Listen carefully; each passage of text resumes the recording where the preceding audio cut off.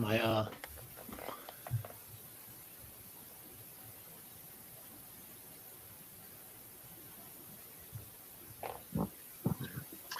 Good afternoon, good evening, good morning, depending on the time zone you're tuning in from. We are at the Sport Techie Pro Day, Reopening Sports Venues, presented by Samsung. This is the final panel of our Track 1, Safety and Movement. This session is Touchless Entry, a New Necessity, powered by Alvarado. I'm thrilled to introduce our panelists for this one, starting with, from the left of your screen, Brian McNeil, the Vice President of Sales for Sports and Entertainment at Alvarado. We have Matt Caraballo, the Ticket Operations Manager for the Tampa Bay Buccaneers, and Shannon Gray, Database and Applications Manager for the Jacksonville Jaguars.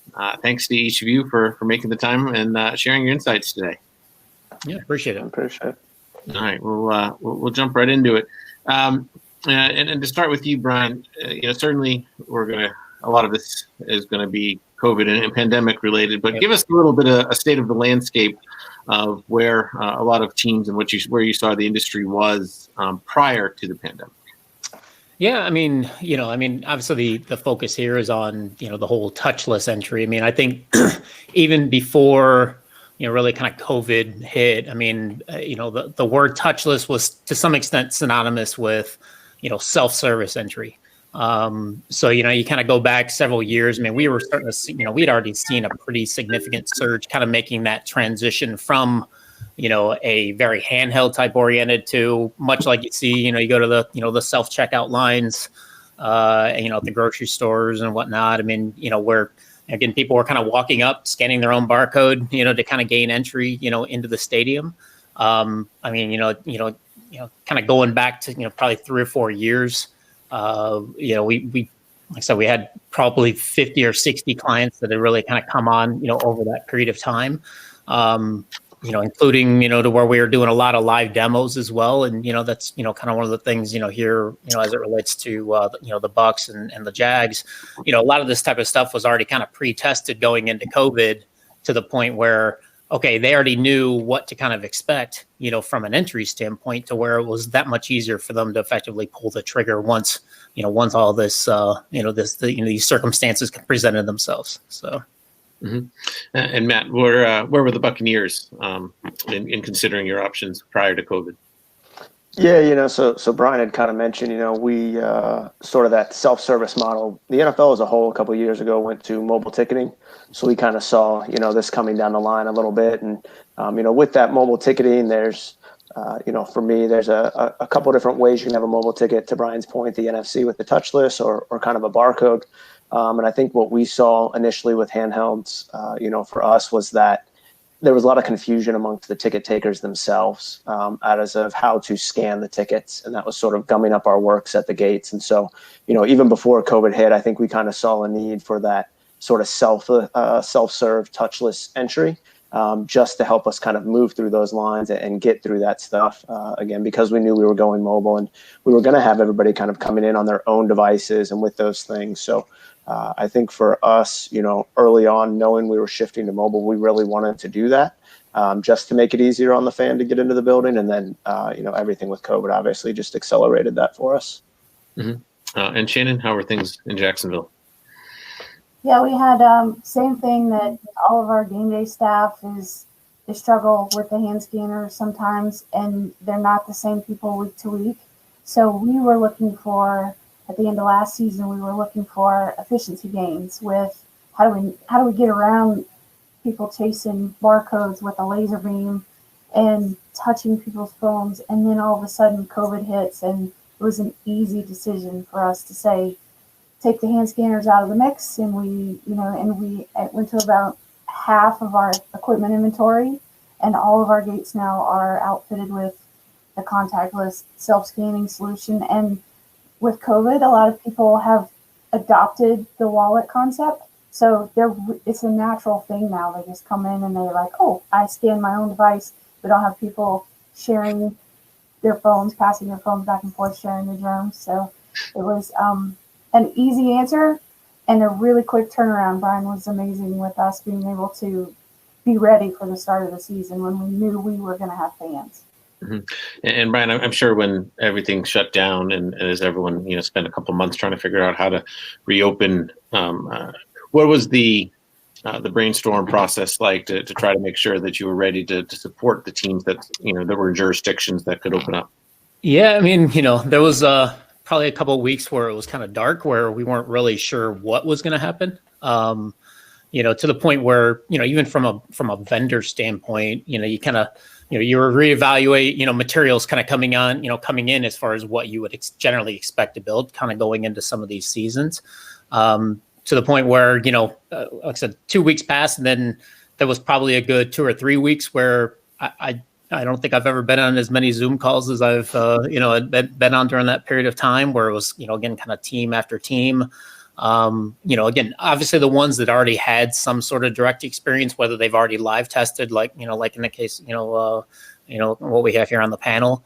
But even people that, had heard about it or, really had seen it in action. I mean, it was, it was kind of an easy play, for them that, hey, look, obviously first point of entry, we need to be able to get, once we open, it's kind of one of the, chicken and egg syndrome, where, if you don't have some sort of technology that, when their first point of entry to get into the stadium, then, now you've kind of set yourself behind the 8 ball. Yeah, I mean, and really what we've kind of seen, at least from kind of what, obviously everybody has made a really quick shift to the point where, maybe a year or so back, you saw less of a true contactless ticket with like the NFC. Now you've seen actually an increase to where it's even beyond, what a more traditional mobile, barcoded type ticket, what we'd seen in the past.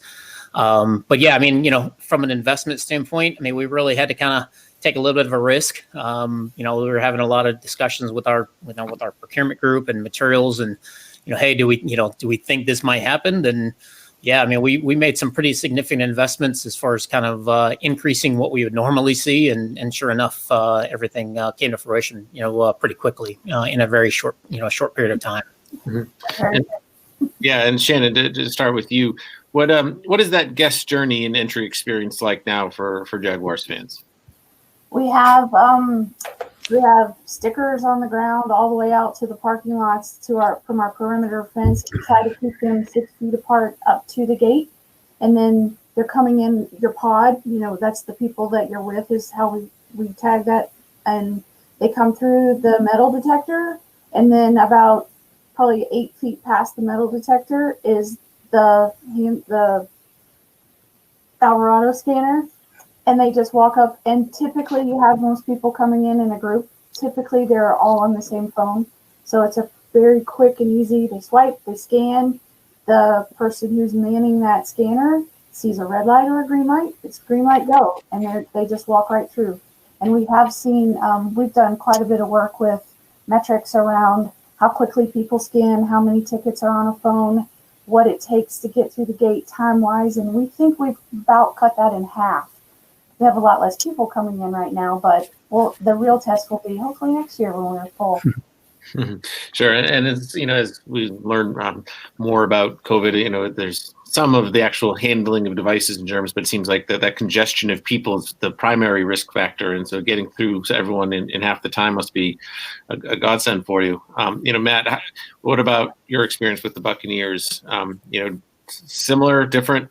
Yeah, so just kind of echo what Shannon's saying there, same kind of setup for us, right? We're trying to keep people separate. I think kind of the one extra step we have in our process is we're actually having fans fill out a health survey before they go in line, and basically the gist of it is that they don't think they have COVID or have any symptoms like that. But, like you said, I think the biggest thing for us was, you see at your gates, everybody crashes the gate 30 minutes before kick, right? And that's where you get these lines. And like we talked about with these handhelds, people are kind of fishing around. They're touching taps and tapping touches, different kind of things, doing the wrong stuff.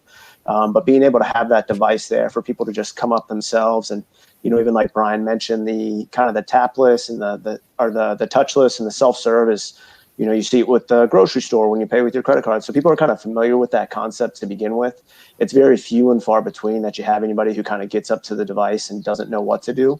So it really does just expedite everything, right? Because as the fan, I know I have an NFC ticket and I know I'm tapping. But as the ticket taker, I kind of have to take that split second to, okay, what kind of ticket is this? And now that I've identified what kind of ticket is this, how am I supposed to scan this ticket?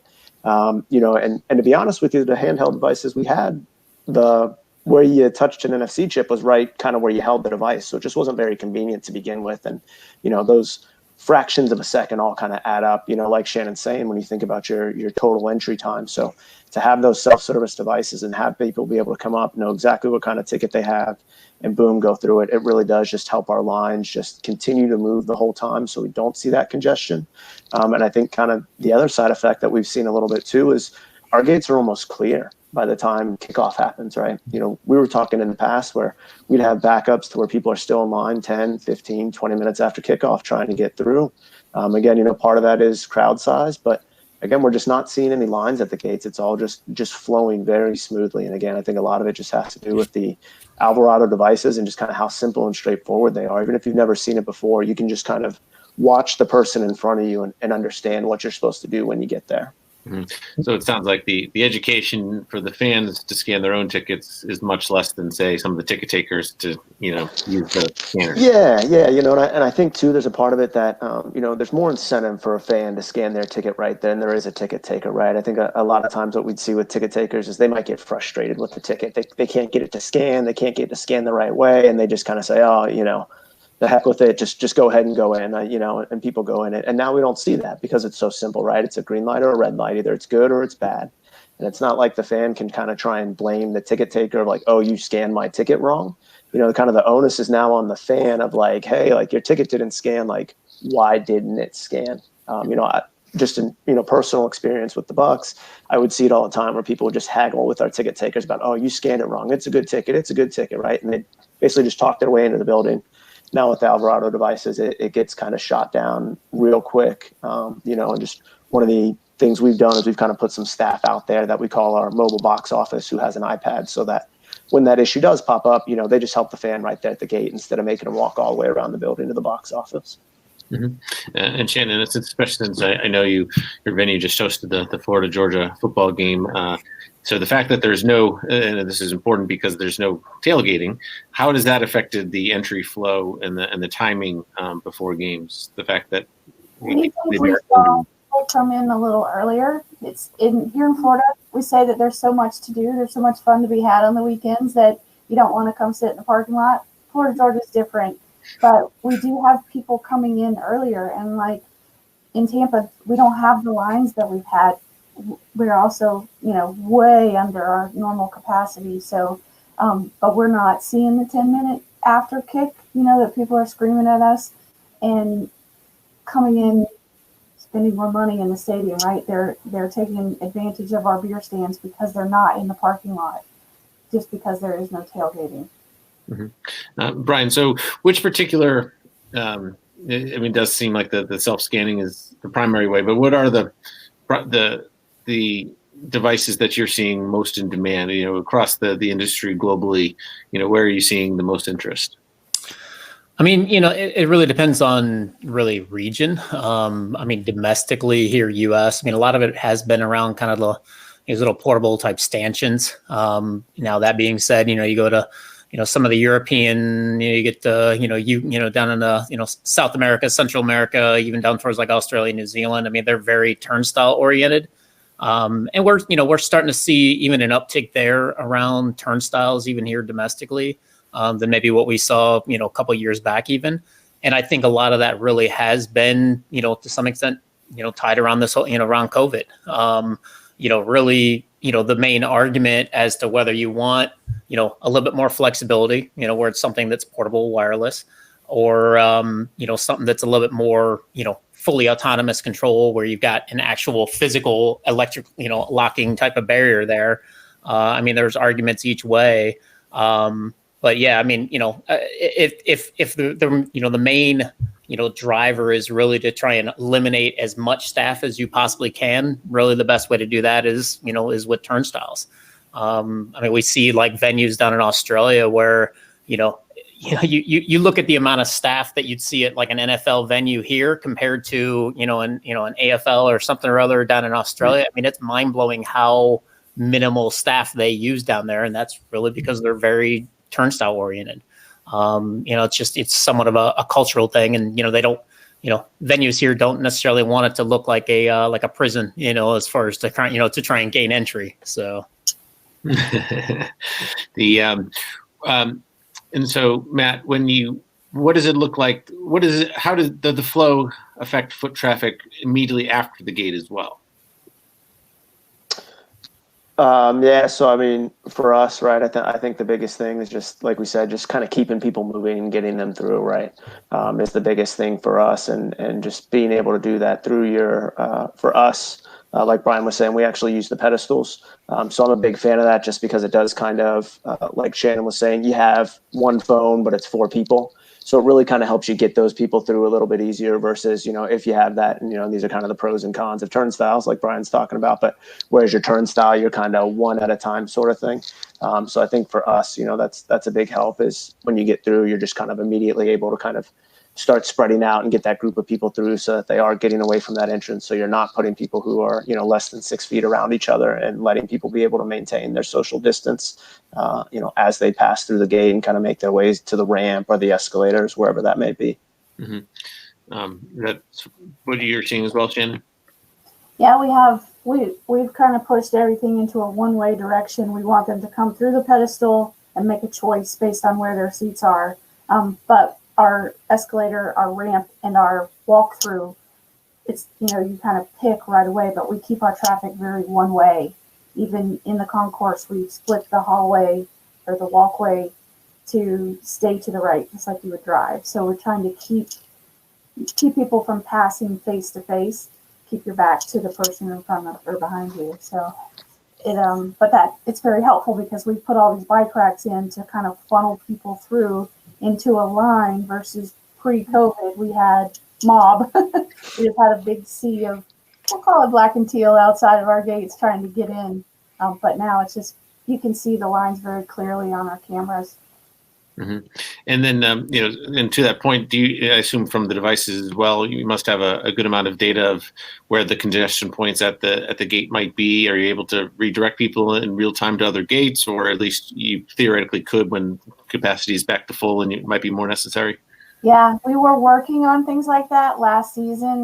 We haven't had a need, but we basically put a person out there that we're in communication with, telling that person that there's no line at the East Club gate that's right, it's, I don't know, 100 yards that way, but it seems like 100 yards, but it's not. And if you go there now, you'll get in now. You won't be waiting in this line. So we're trying that, and our ultimate vision for that is to have an electronic signage that tells people that there's no wait this direction, just keep going. But, we're in a circle, so you could keep going and eventually probably skip every line.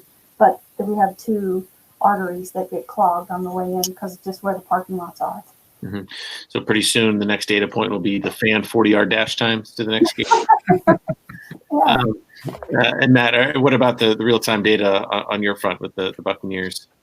Yeah, I think for us, it's helpful to see that. And I think, we kind of talk staffing and reducing. And I think that's the big thing that helps us out too, right? Is we kind of look at it as a whole, and we say, okay, how much of the building is in at this point? Are we 10 minutes out from kickoff, 20 minutes out from kickoff? So they're able to kind of start reducing some of that staffing, knowing that, hey, like we have it covered. There's so many people who are already in the building. Like, we shouldn't see an influx at the gates that's going to cause us to use all 16 lines, right? We can start dropping it down to 12, and then to 10, and then to 8, and kind of taper that off. And that's a big help for us, just from a staffing perspective, right? I mean, it always seems like a few minutes at each gate, but when you start multiplying that by 4 people at each gate and 6 gates, and you kind of start spreading that up, that stuff starts to add up. So things like that are really huge for us, and helping just kind of managing our staffing. And, when we start reallocating people to go to another position, right? Someone might be outside the gate helping people get into the building, but then once gates are done, they're going to go inside and kind of do some mask enforcement. So it really just helps us be able to spread that stuff out, and get those people kind of redeployed where we need them. And Brian, what is the data dashboard that you're able to collect, and maybe what do you see happening in the near future in terms of this information? Yeah, I mean, it really depends on the back end system. In Ticketmaster's case, everything for us is plug and play. So it's a pretty quick turn as far as to be able to kind of roll out the stuff. And So, I mean, everything that they're seeing on the back end side is, from accounts perspective, it's exactly what's happening at your gates. So, talking about like being able to react and, kind of reassign and, change around flows and stuff like that. I mean, that's all relative based off of what they're seeing, on the back end side. That being said, I mean, we've got, a kind of a middleware approach as well, to where, again, you have kind of your dashboards with like your reporting and, your counts and all that type of stuff, to where, again, much like you see on the Ticketmaster side, they're able to react accordingly. Just to kind of get back a little bit, when touch base one other thing where we've seen maybe a little bit of a difference in change wise, as far as, when we're talking like pedestals, is really has been more around the queuing side. That's whenever you're talking like a barrier free solution as compared to more of like a turnstile type solution, you just have to play your cards right, a little bit more in terms of how you get people from point A to point B, to make it a little bit clearer for them. And that was kind of one of the first things that, kind of going back to, when we first started to see this little bit of this trend, start to kick off, was, do I need turnstiles? Again, with paying attention to how you're getting people in front of these devices, the answer was a big no.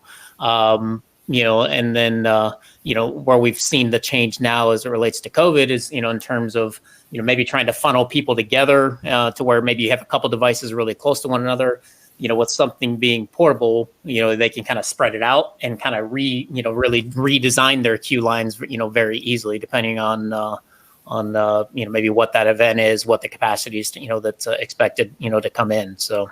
Mm-hmm. The our two other guests are obviously large NFL venues with large parking lots, and while admittedly most indoor downtown arenas aren't even open right now, but when they do start the reopening, however many months that is from now, what considerations should they be taking into account?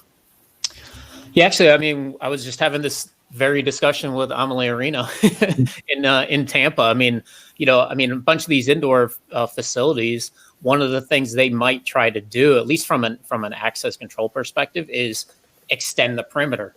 So instead of funneling people in closely, they might be doing more of their security and scanning operations outside, outside the doors.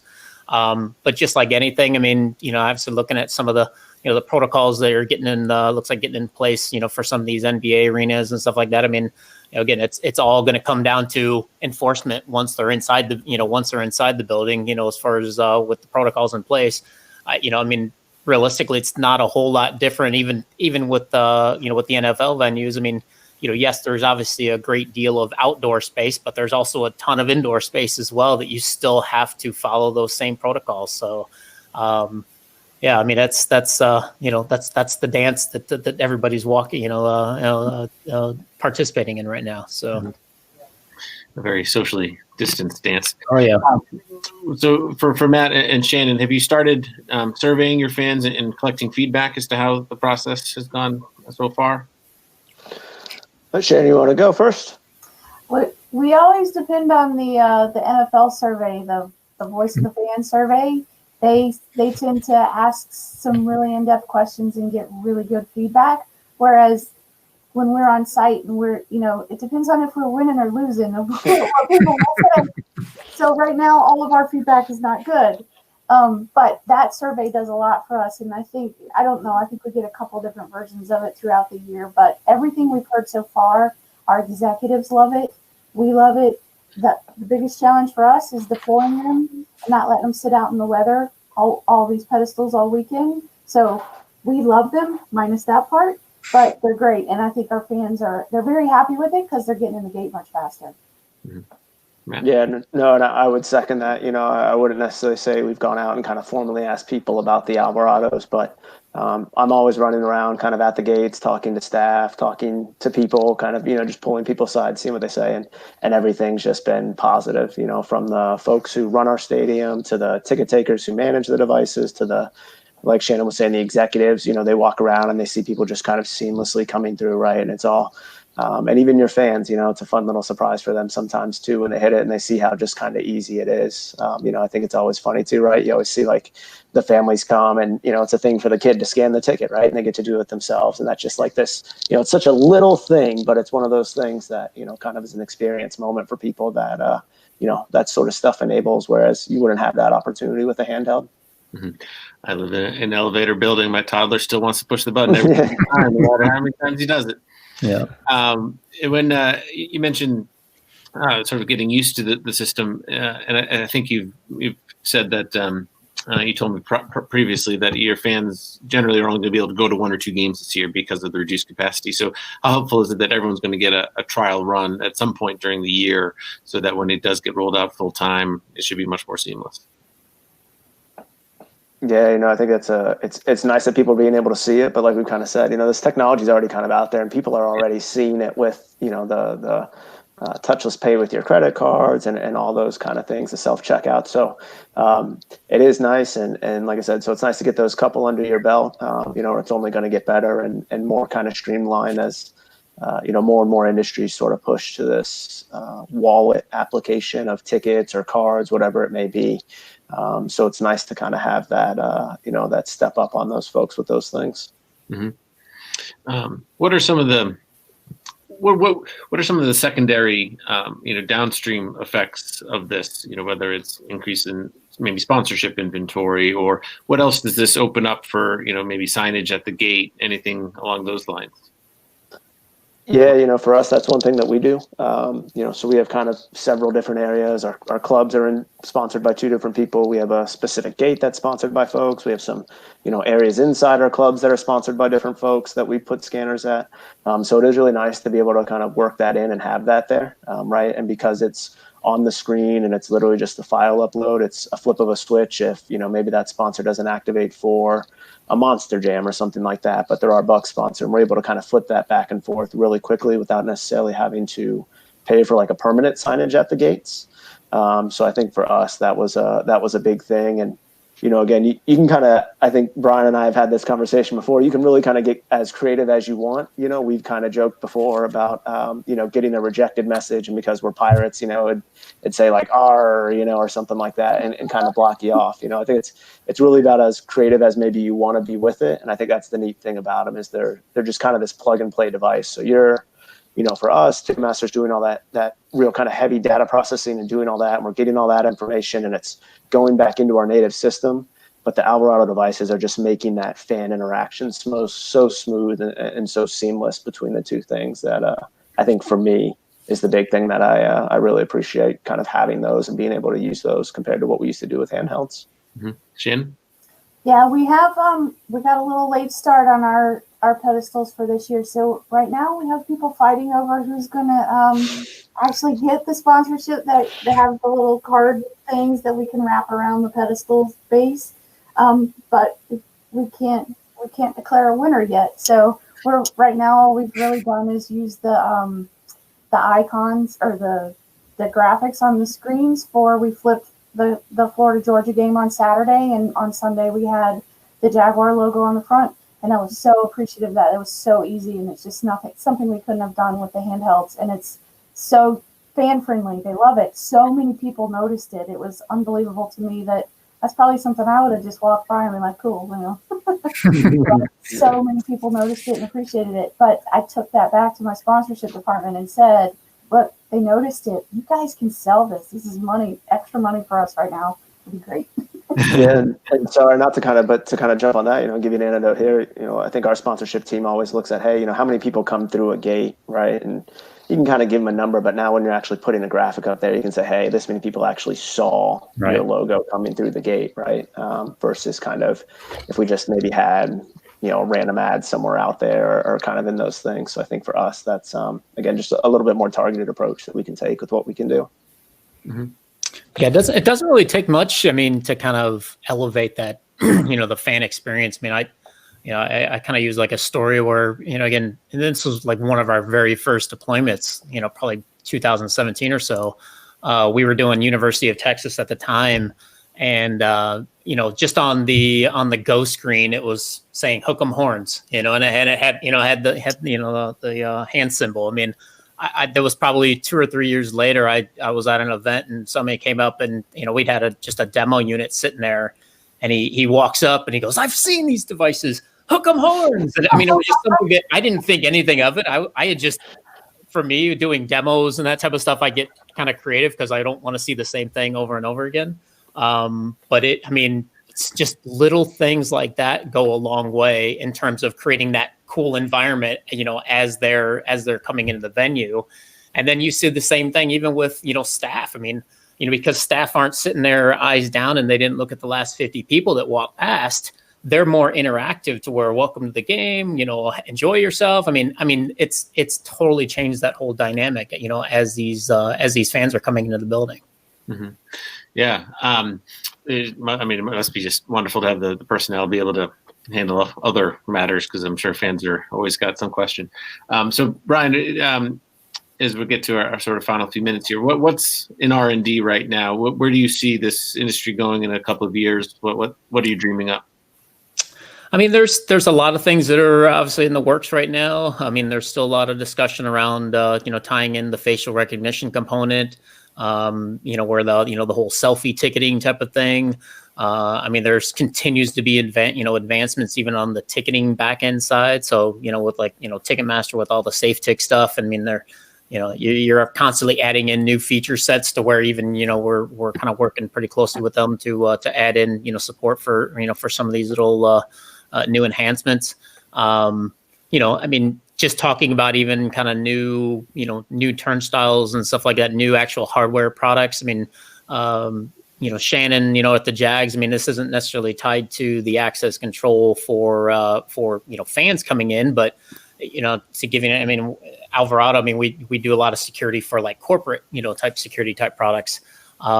In the case of the Jags, they actually have a full height turnstile where it's for employees kind of going in there, but it's fully touchless, meaning that when they walk into this turnstile, they're scanning their badge. The unit is basically rotating for that, for them as they're kind of going through. So there's no touch points even for staff, kind of going in and out of the, into the buildings. So it's we're just seeing a lot of this, merging of technologies for as far as for the different, verticals that we participate in, with the overall intent to make things as seamless and as frictionless as possible. So. Mm-hmm. And then for Matt and Shannon, you obviously have your vendor right here. What's on your wish list? What do you want him to start working on? What would you like to see at your venue coming soon? Motorized unit. Out there. Yeah, there you go. Let it take itself out there. Yeah, like a remote, like a video game, right? Yeah. Like a drone. Army is on its way. We could make a Star Wars movie here. I don't know. I think we have we're in such a good spot. It's hard to think about. This is such an upgrade for us, and I want to keep it, and I want to make sure we can expand it when we are at full capacity. So I haven't thought about improvement. I would say the same. I think the pedestal is really satisfying what we're looking for, and Brian kind of talked back and forth with the pros and cons of a turnstile versus a pedestal, and I think for us, and kind of like Shannon's saying, when we do get to that point where we can start expanding and opening our gates, like I love having that flexibility of the pedestal and being able to move that as easily as I can, right? I'm not going to be able to necessarily do that with the turnstile. So I think for me, the pedestal is just really a game changer, because I can move it all over the building wherever I'm trying to scan, as long as I got an AP that can connect to it. Mm-hmm.